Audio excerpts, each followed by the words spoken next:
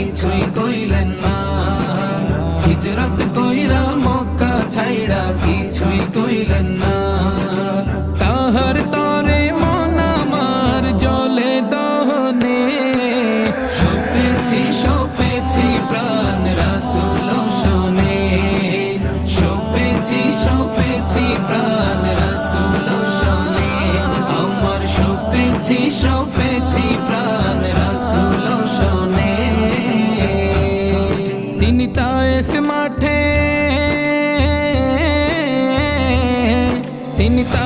মাঠে আঘাত পাইলেন, মনে কষ্ট নাই।